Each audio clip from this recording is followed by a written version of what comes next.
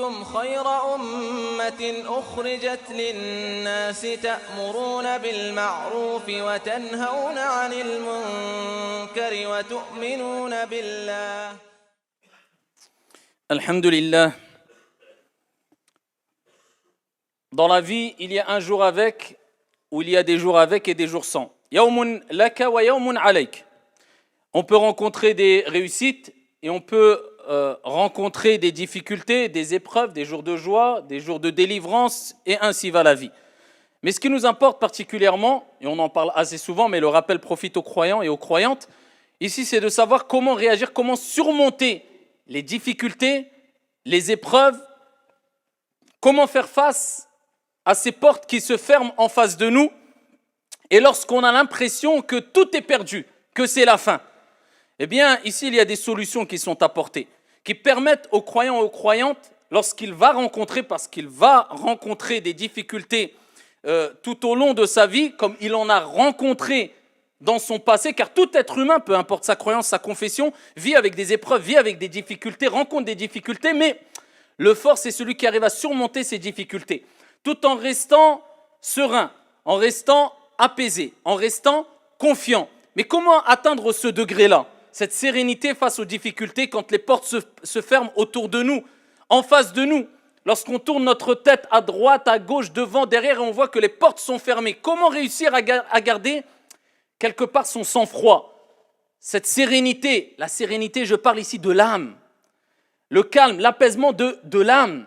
Eh bien, voyageons à travers les paroles de celles et ceux qui ont compris cela, les exhortations, les leçons de celles et ceux qui ont compris cela, et avant tout, bien sûr, ici les paroles de notre Créateur, celui qui nous connaît mieux que quiconque, car c'est lui qui nous a créé, subhanahu wa ta'ala, wa huwa al-khaliq, par excellence. C'est lui le Créateur par excellence, subhanahu wa ta'ala. Alors la première des choses à savoir, c'est qu'il faut savoir que, ici, avant que, plus que cela, 50 000 ans, comme le prophète alayhi salatu wassalam nous l'a indiqué, avant qu'Allah crée les cieux et la terre, eh bien tout était déjà écrit. 50 000 ans avant que les cieux et la terre ont été créés, ton Seigneur tabaraka wa ta'ala a tout écrit. Alors au moment présent, nous avons le libre arbitre. Notre Seigneur tabaraka wa ta'ala te permet de choisir entre le bien et le mal. Tu as le libre arbitre. Si je veux maintenant, je lève ma main droite. Je ne veux pas, je la pose. Dieu m'a donné le libre arbitre. Donc ici, je suis responsable de moi-même. Je suis responsable de mes actes. Mais ce libre arbitre est sous la volonté et dépend de la volonté d'Allah. Car Allah dit « وَمَا تَشَاءُونَ إِلَّا أَنْ يَشَاءَ اللَّهُ رَبُّ الْعَالَمِينَ » Vous ne pouvez vouloir que si Allah, le Seigneur des mondes, le veut. C'est-à-dire que je peux vouloir lever ma main droite, mais je l'ai levée parce que Dieu m'a donné l'autorisation. Il a voulu que je la lève. Si Dieu voulait, eh bien, il m'aurait empêché de lever cette main droite. Mais nous avons le libre arbitre. Mais Dieu sait ce qu'on va faire. Mais au moment présent, il veut qu'on l'adore. Et ici, peut-être que demain, il y aura d'autres créatures qui l'adoreront en dehors de nous, des anges et en dehors d'eux. Mais aujourd'hui, il veut que ce soit les êtres humains, parmi ces créatures, qui l'adorent. Et aujourd'hui, on a le libre arbitre qui nous permet de faire les choses, d'agir, d'œuvrer, de faire le bien. Donc, il faut savoir que Allah subhanahu wa ta'ala a tout écrit. Et quand la personne se met ça dans la tête, il ne s'encombre pas de ce stress, de ces pensées qui le perturbent. Mais qu'est-ce qui va se passer demain? Qu'est-ce qu'il va m'arriver? Est-ce que je vais avoir ma subsistance? J'ai une difficulté. Qu'est-ce qu'il va advenir de moi? Mais où je vais aller? Comment vais-je m'en sortir? Ya Abdallah, calme-toi. Allah tabaraka wa ta'ala a tout écrit. Tout est destiné. Stresse, ne stresse pas. Pleure, ne pleure pas. Lamente-toi, te lamente pas. Plains-toi, te plains pas. Cours, ne cours pas. Fais ce que tu veux. Tout est écrit. Donc, est-ce que tu penses que tu vas forcer les choses à tel point que ce qui a été écrit, eh bien, ne sera plus écrit? Non, ça fait partie du destin. Ça t'est destiné. Donc, reste serein. Agis de manière sereine et dis-toi de toute manière, je dois agir, pas rester les bras croisés, mais de toute manière, tout est écrit.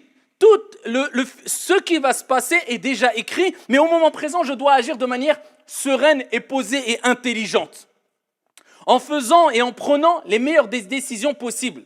Et à ce moment-là, tu goûteras un certain apaisement en te disant de toute manière, je dois voyager ou pas, je me casse la tête, je fais les causes. Si je dois voyager, c'était écrit. Si je ne dois pas voyager, c'était écrit. Moi, ce qui m'est demandé, c'est de faire les causes.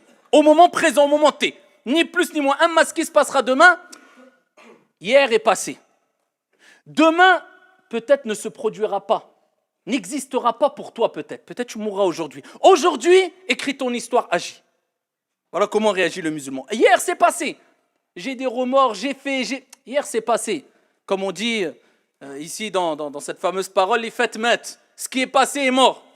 Demain, Allahu a'lam, oui, mais il faut que je construise, il faut que je fasse. Pourquoi tu stresses? Peut-être demain, tu ne seras plus là. Aujourd'hui, tu es là. Écris ton histoire, agis. Vis le jour. Vis au moment présent. Tu peux profiter de la vie. Profite de la vie sereinement, intelligemment, avec un cadre serein et religieux. Sois pieux, prépare ton au-delà. Aujourd'hui, demain, Allahu a'lam. Pourquoi tu stresses pour le lendemain? Tu as une difficulté. Eh bien, essaie de la surmonter aujourd'hui. Demain, peut-être qu'elle disparaîtra rapidement dans 3 jours, 4 jours, demain, après. Toi, vis ta vie au moment présent, au moment T. C'est ce qui t'est demandé. Et arrête de stresser en te disant qu'est-ce qui va m'arriver. La yukallifu Allahu nafsan illa wus'aha. Allah ne donne pas à une âme une charge au-dessus de sa capacité. Ce que tu as, ce que tu vis, tu pourras le supporter. Car Dieu n'est pas injuste et Dieu veut ton bien. Al-Hassan al-Basri, rahimahullah ta'ala, disait lorsque j'ai compris. C'est pas lorsque j'ai su. Parce que tu peux savoir. Mais savoir ne veut pas dire comprendre. Et la compréhension passe par le savoir. Mais le savoir ne passe pas automatiquement par la compréhension. Parce qu'il faut savoir, mais ensuite il faut comprendre. Et beaucoup de gens savent, mais ne comprennent pas. Donc le fait de savoir, d'avoir du ilm, de la science, ça ne suffit pas. Parce que peut-être tu vas apprendre des choses par cœur, tu vas avoir un savoir, mais est-ce que tu l'as compris? Ça c'est la deuxième étape. Et même si tu l'as compris, l'as-tu appliqué? Al-Hassan al-Basri disait, lorsque j'ai compris, parce que Al-Hassan al-Basri avait compris, et on va le voir, la preuve qu'il avait compris, il l'a mis en application. Lorsque j'ai compris, pas su simplement, parce que quelquefois on lit des versets, Dieu est celui qui accorde sa subsistance, Dieu est celui qui délivre des problèmes. Là tu sais, mais est-ce que tu l'as compris? Comment réagis-tu lors des problèmes? Quand tu demandes ta subsistance, comment réagis-tu? Là on pourra savoir si tu as su ou tu as compris vraiment. Et si tu as compris, tu vas vivre avec le verset coranique, avec les recommandations prophétiques, avec ce que Dieu t'a dit et son messager, alayhi salatu wassalam. Tu vas mettre en application cette spiritualité, cette croyance, cette certitude, la conviction que Dieu, c'est lui qui accorde, c'est lui qui ouvre les portes, c'est lui qui délivre, c'est lui qui, ton Seigneur, tabaraka wa ta'ala. Il dit, lorsque j'ai compris que c'est Allah, mon Seigneur, qui accorde la subsistance, à ce moment-là, mon cœur s'est apaisé. Allah. Donc il t'est demandé de faire les causes. Les membres font les causes. D'accord? Et le cœur place sa confiance en Allah subhanahu wa ta'ala. Donc toi, ce qui t'est demandé, c'est de savoir que la subsistance vient de Dieu et qu'il t'est demandé de faire les causes et ne pas forcer les choses. Stop. Ne te tracasse pas. Fais les causes, bien sûr, tu dois agir. Mais de là, te tracasse. Non, stop. Dieu t'a dit, fais les causes et ta subsistance vient de Dieu. Tu l'auras. Même si tu, comme on dit, terfsma ou je ne sais pas quoi, ce qui t'est écrit et tu l'auras. Ni plus, ni moins. Je répète, ça ne veut pas dire on reste les bras croisés, car le prophète a dit aux compagnons, quand le prophète a parlé du destin, il dit non, œuvrez, et vous serez interrogés sur ce que vous avez fait. Toi, œuvre, mais tranquillement. D'accord? De manière sereine, de manière apaisée. Et sache une chose, que notre Seigneur tabaraka wa ta'ala nous rappelle qu'on peut se tromper. Et peut-être une chose peut te paraître bonne alors qu'elle est mauvaise. Une chose peut te paraître mauvaise, tu crois qu'une porte s'est fermée, c'est un mal, c'est un bien. Ça te motive encore plus à être plus serein. وَعَسَىٰ أَن تَكْرَهُ شَيْئًا وَهُوَ خَيْرٌ لَكُمْ وَعَسَىٰ أَن تُحِبُّ شَيْئًا وَهُوَ شَرٌ لَكُمْ وَاللَّهُ يَعْلَمُ وَأَنْتُمْ لَا تَعْلَمُونَ Allahu a'lam. Vous pouvez avoir de l'aversion pour une chose, vous pensez que c'est un mal alors que c'est un bien. Et vous pouvez aimer une chose, vous pensez que c'est un bien alors que c'est un mal. Allah sait, vous ne savez pas. Dieu te rappelle que, eh bien ici, qu'est-ce qui est en face de toi? Remets-toi-en à Dieu. Pourquoi? Parce que tu ne sais pas vraiment, de manière profonde, où est le bien, où est le mal. À première vue, de manière apparente, ça c'est le bien, ça c'est le mal. Par exemple, quand tu veux entreprendre une affaire, acheter un véhicule, te marier, voyager. Mais est-ce que tu sais vraiment que ce voyage est bon pour toi ou pas? À première vue, oui. Mais fais la prière de la consultation.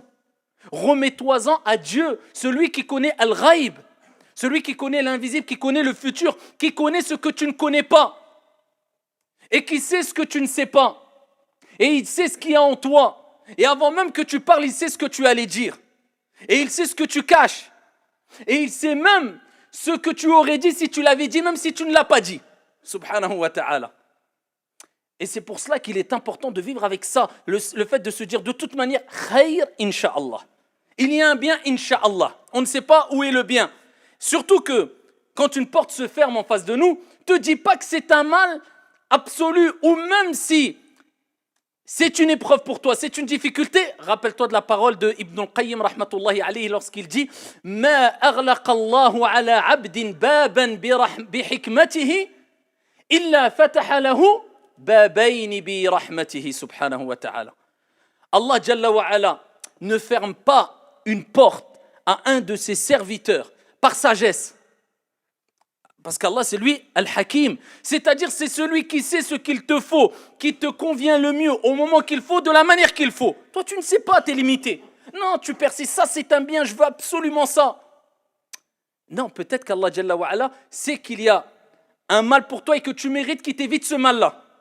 Donc, il te ferme cette porte. Ibn al-Qayyim disait, aucun serviteur ne se voit fermer une porte par Dieu devant lui de par sa sagesse. C'est-à-dire, il n'y a aucun serviteur à qui Dieu ferme une porte de par sa sagesse, subhanahu wa ta'ala, sans qu'à côté Dieu ne lui ouvre deux portes de par sa miséricorde. Allah te ferme une porte, c'est par sagesse. Il sait que ce n'était pas bon pour toi sûrement. Mais à côté, si tu patientes et tu t'en remets à Dieu, et alhamdoulilah, tu es apaisé quant au destin de Dieu, eh bien sache qu'Allah t'ouvrira Inch'Allah, deux si ce n'est plus, porte de par sa miséricorde, car sa miséricorde dépasse sa colère, subhanahu wa ta'ala. Allah tabaraka wa ta'ala, son indulgence, sa miséricorde est vaste. Donc n'essaye pas de forcer les choses. Et wallah, par Allah azza wa jal. Wallah, si Allah a dévoilé ce qui nous a évité de par sa sagesse, lorsqu'on veut forcer les choses, de par notre ignorance, wallahi, nos larmes auraient inondé le sol par amour pour lui, subhanahu wa ta'ala. Mais quelquefois, on force les choses. Et Allah, Jalla wa ala, eh bien, de par sa miséricorde, même s'il veut que tu insistes, eh bien, il te ferme les portes. Toi, tu ne sais pas. Et peut-être même, tu feras partie des gens qui se plaindront en disant, pourquoi Dieu ne me donne pas? Imaginez-vous, et Allah garde ça pour lui, alors qu'Allah, Jalla wa ala, eh bien, ne veut pas te le donner parce qu'il sait que c'est un mal. Et si Allah te dévoilait cela, tu aurais tellement honte de ton ignorance, que je suis sûr que nous toutes et tous, on pleurerait et on verserait des larmes jusqu'à inonder le sol par amour pour Allah Azza wa Jalla en lui demandant pardon, Ya Rab, c'est toi Al-Alim, c'est toi Al-Hakim, et nous sommes des ignorants face à ta grande, ici, science et sagesse, Ya Allah. Et c'est pour cela qu'il est important de toujours, ici, garder son calme. Alhamdulillahi ala kulli hal. Réagir comme ça, quoi qu'il arrive. Alhamdulillah dans toutes les situations. Qadar Allah wa ma sha'a fa'al. C'est ce qu'Allah a destiné et ce qu'Allah Jalla wa ala veut, eh bien il le fait. Alhamdulillah, louez Allah, remerciez Allah Azza wa Jal. Et peut-être que 10 ans après, tu te rendras compte qu'en fin de compte, c'était un mal. Et qu'Allah Azza wa Jal t'a apporté un grand bien. Et quand tu remets la cassette en arrière, tu te dis, Ya Rab, combien de fois je me suis plaint. Même peut-être certains, c'est pas à Allah, d'Allah Azza wa Jal, alors que Dieu, pendant des années, a patienté avec moi, car celui qui patiente le plus, comme le prophète alayhi salatu wa salam a dit, c'est Allah subhanahu wa ta'ala. Alors que Dieu a patienté pour m'accorder ce bienfait, m'éviter un grand mal. Sois apaisé, sois serein, peu importe ce qu'il arrive. Reste toujours de manière sereine à cheminer vers ton Seigneur tabaraka wa ta'ala en étant satisfait. Et n'oublie pas que très peu sont ces gens-là. C'est pour ça qu'Allah dit dans le Coran, وَقَلِيلٌ مِّنْ عِبَادِيَ الشَّكُورِ. Il dit, et peu de mes serviteurs, peu, ce n'est pas beaucoup, peu parmi mes serviteurs sont reconnaissants. C'est-à-dire que beaucoup sont ingrats. Et combien sont ingrats? Alors on regarde tout ce qu'on perd autour de nous, mais on oublie tout ce qu'on a gagné, tout ce que Dieu nous a donné, c'est même pas autour de nous, ne serait-ce que sur nous, dans notre corps. Si aujourd'hui Allah Azza wa Jal t'ôtait la vue, et ensuite on te disait que il faudrait donner toutes tes richesses pour retrouver la vue, wallahi, tu donnerais toutes tes richesses et plus encore si tu pouvais. As-tu déjà dit Alhamdulillah, Ya Rab, merci Allah pour m'avoir accordé la vue alors que beaucoup n'ont pas la vue? Non, à part cela, nous, qu'est-ce qu'on fait? Eh bien, illa man rahim Allah, toute la journée. Mais pourquoi? Comme si quelquefois on voulait remettre indirectement la faute sur Dieu.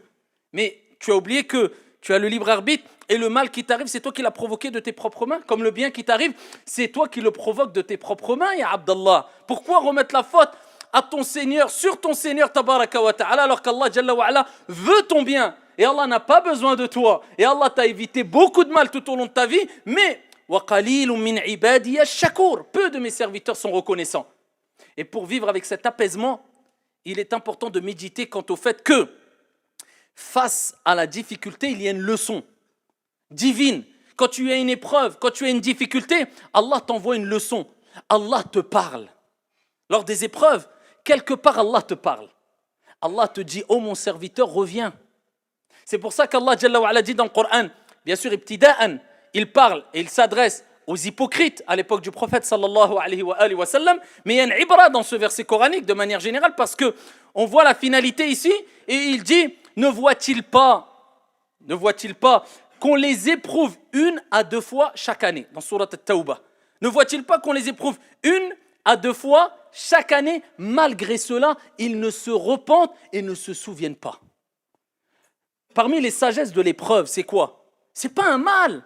C'est Dieu qui te donne un électrochoc. C'est Dieu qui t'appelle. C'est Dieu qui t'invite à revenir vers lui, à te repentir. Donc l'intelligent, celui qui se souvient de cela, eh bien se repent et se dit, Allah m'a envoyé un message. Donc c'est quelque part Dieu qui a pensé à toi. Il ne t'a pas oublié. Pourquoi? Parce que quand on a une épreuve, eh bien on a tendance à laisser toute cette vie d'ici-bas d'un côté et se retourner vers Allah subhanahu wa ta'ala, lever nos mains vers le haut, comme si on disait, ya Allah, en fait, il n'y a de vrai que toi. Et seul toi peut m'assister, peut me secourir. Eh bien, on dit, ya Rab. Mais quand on est noyé dans les réussites, dans les bonheurs, dans le succès, eh bien, on a tendance à oublier Dieu. Donc Dieu, il te dit, attention, ne m'oublie pas. Tu n'es ici-bas que de passage. Profite de ta vie, mais ne m'oublie pas. Peut-être tu t'es écarté trop parce que, ibtida'an, je vous ai dit en premier lieu, ce verset est descendu pour les hypocrites, pour ici les rappeler à l'ordre. Regardez bien que c'est des hypocrites, Dieu les éprouve, mais pourquoi? Certains mufassirun ont dit c'était par la faim, par la misère, c'était pour qu'ils reviennent. Dieu leur dit, les inviter à revenir, à se repentir. Donc toi, quand tu as une épreuve, si tu n'as pas compris l'épreuve comme une purification, comme étant une purification, et un message divin, afin que tu reviennes vers le divin, vers ton Seigneur, tabaraka wa ta'ala, eh bien tu n'as pas répondu à l'appel d'Allah, tabaraka wa ta'ala. Tu n'as pas compris le message divin, tu n'as pas compris la leçon, ya Abdallah. Allah, quand il parle d'eux, il dit, malgré cela, ils ne se repentent ni se souviennent. Voilà pourquoi il faut prendre cela comme une exhortation venant de ton Seigneur tabaraka wa ta'ala avant que, eh bien, tu encours une punition divine dans l'au-delà. Et après, tu n'auras peut-être pas d'excuses parce que Dieu te dira, je t'ai envoyé des messages. C'était pas pour t'éprouver gratuitement, mais c'était pour que tu reviennes. As-tu compris ces messages, oui ou non? À toi de te poser la question, j'ai été éprouvé. J'ai compris ou pas? Je me suis repenti ou pas? J'ai compris que peut-être, oh là là, ça c'est un message et peut-être c'est le dernier message. Allah a dit, n'ont-ils pas vu qu'on les éprouve? Pas 1 million de fois, 1 à 2 fois par an. 1 à 2 fois par an. Et en général, regardez, souvent quand on s'écarte, on a une épreuve, on a une grosse difficulté. Certains le prennent comme, oh pourquoi Dieu me fait cela? Dieu ne m'aime pas. D'autres disent, Allah me rappelle à l'ordre, Allah pense à moi, Allah m'aime. Parce qu'Allah Azza wa Jal me rappelle qu'il faut que je revienne. Donc l'épreuve doit être prise d'une bonne manière. Et la deuxième des choses à retenir, eh bien c'est que Allah nous rappelle dans le Coran, فَإِنَّ مَعَ الْعُسْرِ يُسْرًا. Et il répète encore Allah, il ne dit pas une fois, hein. إِنَّ مَعَ الْعُسْرِ يُسْرًا. À 2 reprises, il dit Allah subhanahu wa ta'ala, et certes, et certains traduisent en disant après la difficulté. Non, il n'a pas dit après. Il dit فَإِنَّ مَعَ, avec. Il n'y a pas de difficulté sans que celle-ci ne soit accompagnée d'une facilité. Mets-toi ça dans la tête. Il n'y a pas de problème sans qu'il n'y ait de solution. Mets-toi ça dans la tête. Et rien n'est dur pour Allah et rien n'est impossible. فَإِنَّ مَعَ الْعُسْرِ يُسْرًا. Et Allah répète une deuxième fois, Inna ma'al usri yusra. Et certes, avec la difficulté, il y a une facilité. Donc quand tu sais ça pertinemment et tu as compris ça, tu dis, écoute, peu importe ce qui m'arrive, il m'est arrivé une difficulté, une épreuve, et obligatoirement, c'est une promesse divine, c'est une parole divine. Sadaqallahu al-azim. Allah certes a dit vrai, il y a dans cette difficulté une facilité. Et c'est pour ça que le prophète alayhi salatu wassalam, il disait, Inna ma'al, avec la difficulté ou avec... Inna al-faraja ma'al karb, c'est-à-dire la délivrance vient avec la pénibilité, avec la souffrance. C'est comme cela, quand tu sais qu'il y a une épreuve, une souffrance, sache que la délivrance est proche. C'est comme cela. Et Ibn Mas'ud, quand il a expliqué, il a parlé, il a commenté ce verset coranique, il disait, Ibn Mas'ud radiyallahu anhu wa arda, la difficulté ne rentre pas dans un trou sans que la facilité ne le rejoignent dans le trou afin de sortir cette difficulté de ce trou. Et il dit, Wallahi, jamais deux facilités ne pourront être vaincues par une difficulté, car Allah Azza wa Jalla a dit à deux reprises, Fa inna ma'al usri yusra, inna ma'al usri yusra. Certes, avec la difficulté, il y a la facilité. Avec la difficulté, il y a la facilité. Et plus tu comprends cela et patiente et endure, et plus le résultat sera de taille. Et on voit ici, pour terminer, Youssouf alayhi salam, qui lui a été par sa famille. C'est pas par des amis. Déjà des amis, ça fait mal. Non, par sa famille. Regardez la taille de l'épreuve. Sa famille, ses frères, qui l'ont pris alors qu'il était jeune. Et ils l'ont jeté. Mais c'est pas dans la rue. Imaginez-vous les histoires émouvantes qu'on peut entendre aujourd'hui, des gens qui ont renvoyé leur frère ou leur mère de la maison, les ont laissés dehors. On est choqués, ça nous... Non, ils l'ont pris, l'ont jeté dans un puits. Ils voulaient le tuer. Ils ont menti sur lui. Ils ont dit qu'il a été dévoré, comme vous le savez toutes et tous, par un loup, etc. Ensuite, on l'a vendu pour rien du tout à une caravane qui passait. Ensuite, il s'est retrouvé dans un palais. On l'a accusé comme quoi il a voulu avoir des relations avec une femme alors que c'était faux. Et comme il a persisté avec véracité quant au fait que non, il n'avait pas voulu commettre az-zina, la fornication avec cette femme-là, ils ont dit tu es un menteur. Et ici, ils l'ont jeté en prison. Il a patienté en prison. Mais imaginez-vous, là, on le cite comme cela. Mais si on entend une histoire comme ça, on se dit, mais réel comme ça, à notre époque, on se dirait, c'est quelque chose de...